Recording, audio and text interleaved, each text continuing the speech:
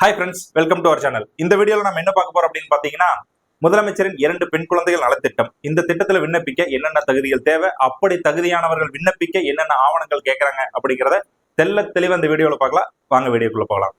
Okay, first யாரெல்லாம் விண்ணப்பிக்க தகுதியானவர்கள் அப்படின்னு பார்த்தீங்கன்னா, ஒரே ஒரு பெண் குழந்தை எங்களுக்கு இருக்கு, அந்த ஒரு பெண் குழந்தை போதும்னு சொல்லி குடும்ப கட்டுப்பாடு அறுவை சிகிச்சை செஞ்சுட்டோம் அப்படிங்கிறவங்க தகுதியானவங்க.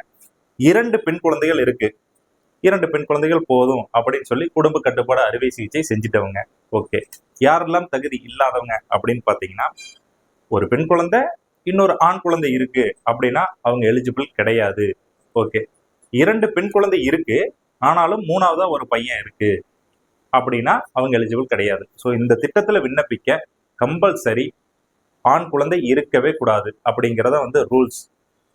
ஓகே, ஆண் குழந்தை இருக்கிறவங்க இதுக்கு எலிஜிபிளே கிடையாது. ஸோ இதை ஆண் குழந்தை இருக்கிறவங்க ஸ்கிப் பண்ணிடலாம்.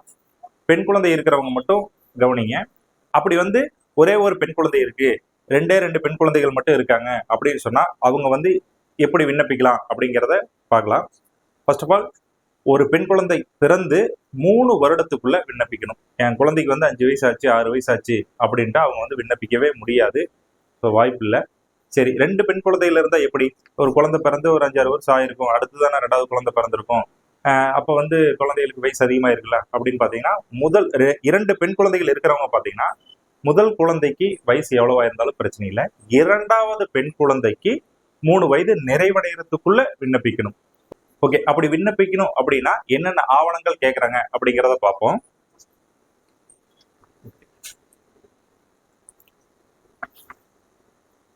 அப்ளிகேஷன் 2 அப்ளிகேஷன் வாங்கிக்கணும். 120 ரூபாய்க்கு ஒப்புகை சீட்டு அப்படின்னு நம்ம ப்ரௌசிங் சென்டர்ல கேட்டாலும் அவங்க எடுத்து கொடுத்துருவாங்க. அப்புறம் பார்த்தீங்கன்னா, அப்பா அம்மாவுடைய ஸ்கூல் டிசி. அப்படி ஒரு வேளை நாங்கள் படிக்கல, ஸ்கூல் போகல, டிசி இல்லை அப்படிங்கிற மாதிரி இருக்கிறவங்க டாக்டர்கிட்ட சர்டிஃபிகேட் வாங்கிட்டு வர சொல்லி சொல்றாங்க. ஓகேங்களா? அடுத்து குழந்தைகளுடைய பிறப்பு சான்றிதழ், பர்த் சர்டிஃபிகேட் கேட்குறாங்க. அப்புறம் பார்த்தீங்கன்னா, குடும்ப வருமான சான்று, அது பார்த்தீங்கன்னா 72,000 ரூபாய்க்கு கேட்குறாங்க. 72,000 ரூபாய்க்குள்ள இருக்கணும். ஸோ அப்படி இருந்தால் மட்டும்தான் அவங்க இந்த இதுக்கு விண்ணப்பிக்க முடியும். அப்புறம் பிறப்பிட சான்று, இருப்பிட சான்று கேள்விப்பட்டிருப்போம். நம்ம அட்ரஸ்ல இந்த அட்ரஸ்ல நாங்கள் குடியிருக்கிறோம் அப்படின்னு சொல்லி குடியிருப்பு சான்று கேள்விப்பட்டிருப்போம். பிறப்பிட சான்றுனா என்ன அப்படின்னு கேட்டீங்கன்னா, பிறப்பால் தமிழ்நாட்டை சேர்ந்தவர்கள் அப்படின்னு சொல்லி அந்த சான்று வாங்கிருக்கணும். இது எங்க கிடைக்கும் அப்படின்னு பார்த்தீங்கன்னா, நம்ம ஆன்லைன்லயே அப்ளை பண்ணி வாங்கிக்கலாம். அதையும் பண்ணி கொடுத்துருவாங்க ப்ரௌசிங் சென்டர்ல. அடுத்தது பார்த்தீங்கன்னா, சாதி சான்று, 2 பெண் குழந்தைகளுடைய சாதி சான்று கம்பல்சரி கொடுக்கணும். அடுத்ததா பார்த்தீங்கன்னா, அறுவை சிகிச்சை, குடும்ப கட்டுப்பாடு அறுவை சிகிச்சை செஞ்சதுக்கான சான்று. இது பார்த்தீங்கன்னா, தாயாருடைய 40 வயதுக்குள்ள இந்த கட்டுப்பாடு பண்ணியிருக்கணும், அறுவை சிகிச்சை செஞ்சிருக்கணும் அப்படின்னு சொல்லி ஒரு ரூல்ஸ் வைக்கிறாங்க. ஒருவேளை அந்த ஏஜ் தாண்டினவங்க அவங்க நேரடியாக நீங்கள் போய் கேட்டு பார்த்தீங்கன்னா அவங்க சொல்லுவாங்க. ஸோ ப்ராப்பரான இது 40 வயசுக்குள்ள அவங்க குடும்ப கட்டுப்பாடு அறுவை சிகிச்சை செஞ்சிருக்கணும் அப்படின்னு சொல்றாங்க. அடுத்தது பார்த்தீங்கன்னா, ஆண் குழந்தை இல்லை அப்படிங்கிறதுக்கான சான்று வேணும். ஸோ இது எங்கே கிடைக்கும் அப்படின்னு பார்த்தீங்கன்னா, இதுவும் ஆன்லைன்லேயே அப்ளை பண்ணி வாங்கிக்கலாம். ஸோ ஆண் குழந்தை இல்லை அப்படிங்கிறதுக்கான சான்றும் கம்பல்சரி வேணும். அடுத்து பார்த்தீங்கன்னா, ரேஷன் கார்டு, குடும்ப அட்டை, அப்புறம் பார்த்தீங்கன்னா அப்பா அம்மா குழந்தைகள் 4 பேர்த்துடைய ஆதார் கார்டு கம்பல்சரி வேணும். குடும்ப புகைப்படம் 2 செட்டு. எப்படின்னு பார்த்தீங்கன்னா, அப்பா அம்மா 2 குழந்தைங்க, இவங்க 4 பேர்த்தோடையும் 4 பேரும் ஒன்னா இருக்கிற மாதிரி போட்டோ 2 செட்டு கொடுக்கணும்.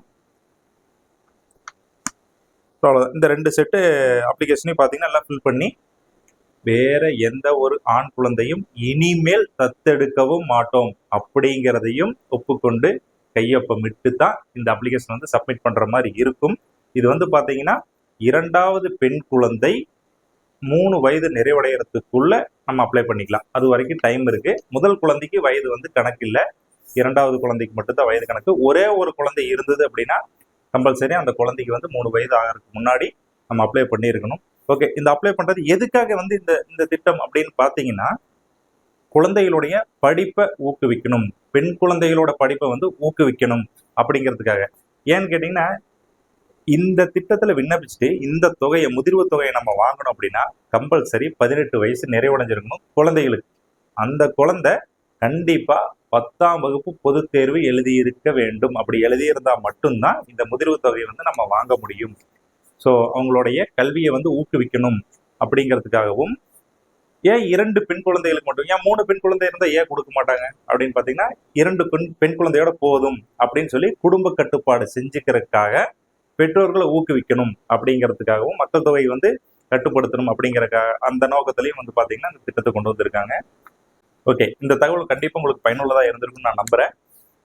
இந்த மாதிரி உங்க நண்பர்கள், உறவினர்கள் யாராவது வீட்டில் 2 பெண் குழந்தைகள் இருக்காங்க அல்லது ஒரே ஒரு பெண் குழந்தை இருக்காங்க அப்படின்னா இந்த திட்டத்தில் விண்ணப்பிக்க சொல்லி அவங்களுக்கு சொல்லுங்க. இந்த வீடியோவை அவங்களுக்கு ஷேர் பண்ணுங்க. தேங்க்யூ.